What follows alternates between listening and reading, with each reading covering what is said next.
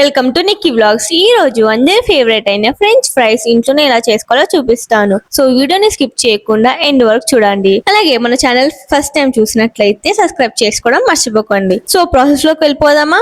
ముందుగా పొటాటోస్ తీసుకుని వీటిని మంచిగా వాష్ చేసుకొని పీల్ చేసుకోవాలి.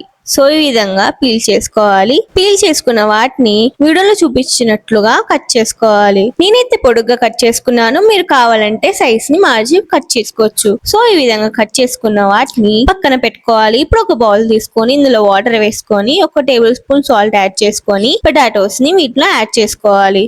సో దీన్ని ఒక 2 to 3 అవర్స్ అయితే పక్కన పెట్టుకోవాలి. ఇలా చేయడం వల్ల ఫ్రైస్ చాలా క్రిస్పీగా అండ్ టేస్టీగా వస్తాయి. సో వీటిని అయితే ఒక 2 అవర్స్ పక్కన పెట్టుకున్న తర్వాత వీటిని ఒక ప్లేట్ లో తీసుకొని ఒక డ్రై క్లాత్ తో వీటి పైన ఉన్న వాటర్ అయితే తుడుచుకోవాలి.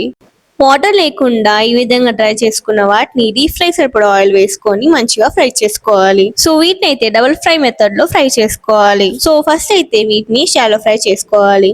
ఒక 5 minutes షాలో ఫ్రై చేసుకున్న తర్వాత దీన్ని తీసి పక్కన పెట్టుకోవాలి.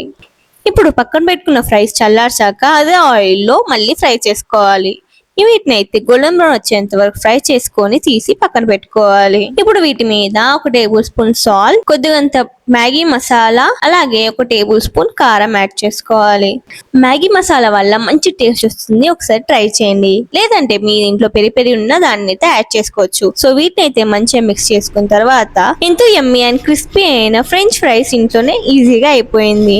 సో ఈ రెసిపీని మీ ఇంట్లో ట్రై చేయండి అండ్ ఎలా ఉందో కమెంట్ సెక్షన్ లో తప్పక చెప్పండి. ఈ వీడియో మీకు నచ్చినట్లయితే లైక్ చేయండి, షేర్ చేయండి, ఛానల్ ని సబ్స్క్రైబ్ చేయడం మర్చిపోకండి. అలాగే మరిన్ని వీడియోస్ తో మళ్ళీ కలుద్దాం. Thanks for watching.